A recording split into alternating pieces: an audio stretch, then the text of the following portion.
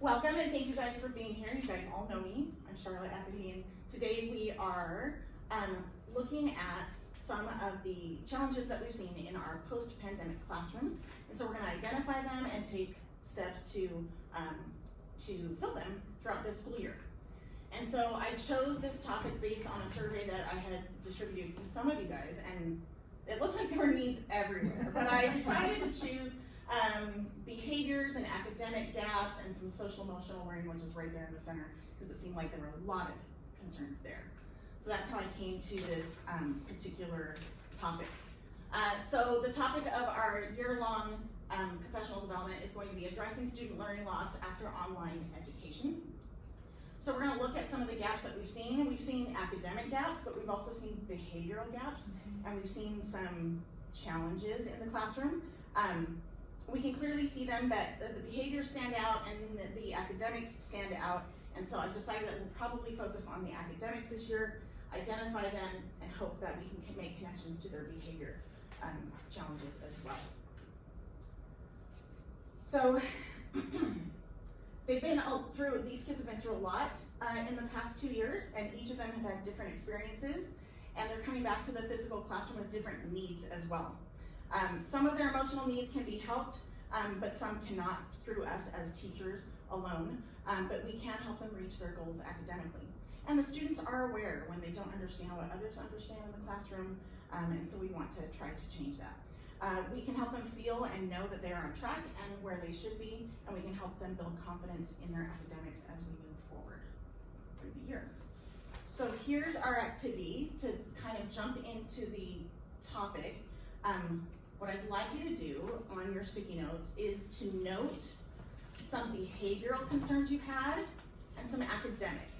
So on the blue sticky notes, you're going to put down behavioral concerns, and you can use the ones that you see up there if you'd like, or new ones.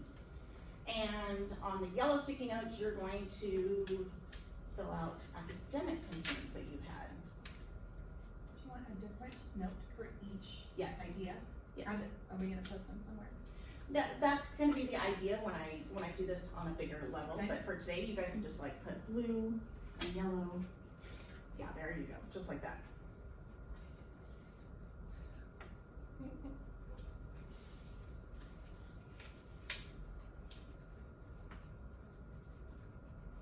And they can be just about anything. I mean, for example, Jen told me today that she had, someone answered their phone in class.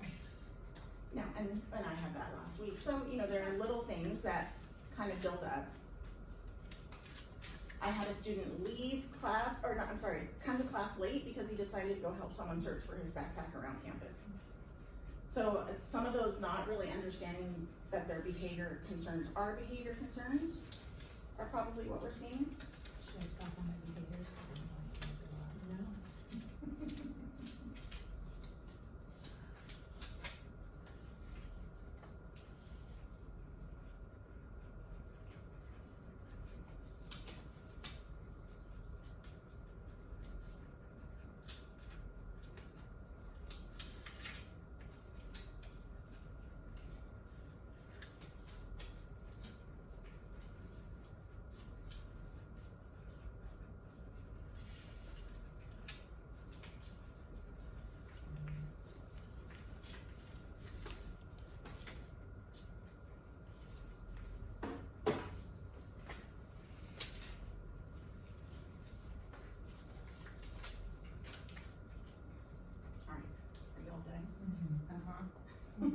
Okay. So do we see similarities? So I guess what we're going to do now, so put the blue ones together, put the yellow ones together. Looking at the academic ones, do we find some that we've all seen? Like this one I noticed, didn't see the need to turn in the work on time. Oh, yeah. Right? Or time management skills, definitely one that's up there. Start grouping them. Yeah. Communication. Taking out supplies, okay, so for the behavior ones, yes, out of the seat, walking around. How to do school. Wandering-itis. Be in your seat. Yeah, wandering-itis. I can do what I want when I want. Regulating emotions. Mm-hmm. Oh, good one. my gosh. So as we look at some of the behavioral ones, those could probably be addressed if we can address some of the academic ones. So the idea is, can we instill stronger time management skills and break up their activities in the period into chunks to prevent them from getting out of their seats? So if we work on those academic challenges, it will indirectly help some of the behavior challenges. So our goal this year is to look at the academics, and there are some factors that we're not going to be able to take care of. There are outside factors such as separation from family members, loss of loved ones, the fear of getting sick, we've got attendance issues. Those are things that we just can't help, but their confidence in their classroom skills, we can change that, and then hopefully we can draw those connections and to help them improve. So our goal for the year is to take a closer look at our curriculum maps and see where we can fit in these time management skills or chunking activities or ways and strategies and activities that can help us fill those learning gaps. So here's an introductory video on, I've got to actually set it over here, on taking a look at a curriculum map. And since I know all of us don't use curriculum maps, this is just an introduction.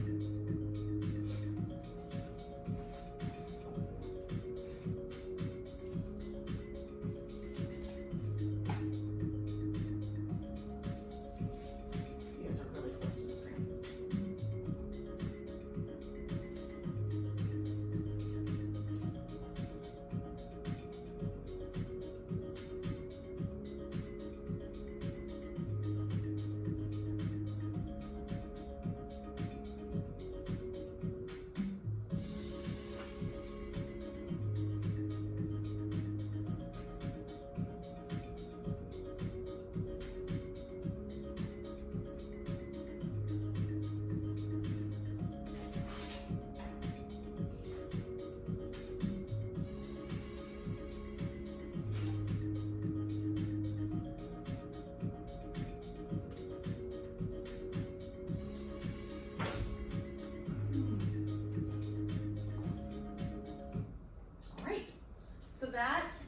So this is going to lead us into our next steps as we move forward with our year-long plan of professional development.